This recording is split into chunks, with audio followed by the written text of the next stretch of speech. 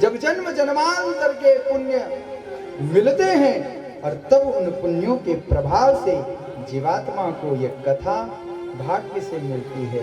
और ऐसे कलिकाल में राम जी के सुयश नाम की चरित्र की कथा मिलना, मेरे प्यारे श्रोताओं, ये भाग्य की बात नहीं, यह तो सौभाग्य की बात है, सौभाग्य का क्षण है कि सुतदारारु लक्ष्मी पापी के भी हो, संत समागम हरि कथा तुलसी दुर्लभ दो। तुलसीदास जी महाराज कहते हैं,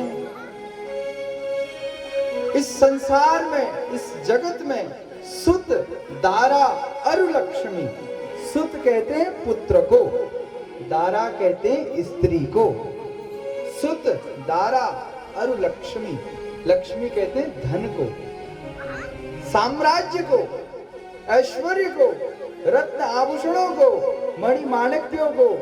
गोस्वामी तुलसीदास जी कहते हैं कि संसार में तो पुत्र, पत्नी और नाना प्रकार का धन ऐश्वर्य, ये तो सबको मिल जाता है। पापी के भी होए, जो पाप काम करते हैं उनके पास भी बहुत सारा धन है, पुत्र है, पत्नी है, लेकिन दुर्लभ क्या चीज है कि संत समागम हरि कथा, संतों का समागम, हरि की कथा, तुलसी दुर्लभ दो। ये दो चीजें, हमारा पवित्र संतों से सानिध्य हो जाए, कोई पवित्र आत्मा कोई ऐसा ज्ञान दे दे, कोई ऐसा व्यक्ति मिल जाए जिससे मिलकर के हृदय पवित्र हो जाए। संतों का समागम, हरि की कथा, वास्तविक प्रभु की भक्ति, हरि की कथा। कौन कहता है कि हम पूजा कर लें? भगवान की कोई पूजा कर सकता है क्या? कोई नहीं। लेकिन कथा को सुनने से जीवात्माओं के हृदय में भगवान बस जाते हैं, इसलिए कोई कठिन काम नहीं कथा सुनने का। तो गोस्वामी तुलसीदास जी महाराज ने कहा कि संतों का समागम और भगवान की कथा ये दुर्लभ है,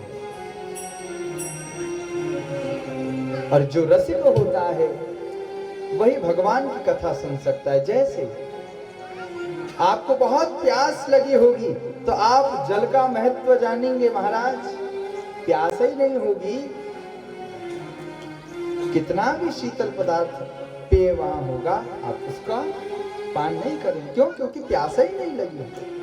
उसी प्रकार इस कथा को भी वह धारण कर सकता है जिसके हृदय में प्यास लगी है प्रभु की कथा को जानने की, भगवान के राम को चरित्र को जानने की, जिसके हृदय में प्यास होगी।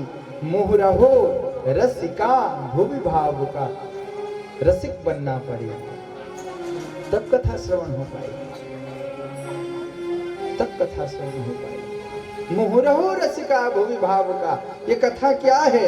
निगम कल्प तरोर गलितम फलम शुक मुखाद द्रवमृत संयुतम। ये कथा क्या है भगवान की? ये भगवान की कथा तो अमृत पेय है, निगम कल्प तरु है, वेदों का पका हुआ फल ये कथा है। और ये फल वही प्राप्त कर सकता है जो रसिक है। मुहुरहो रसिका भुवि भावुका,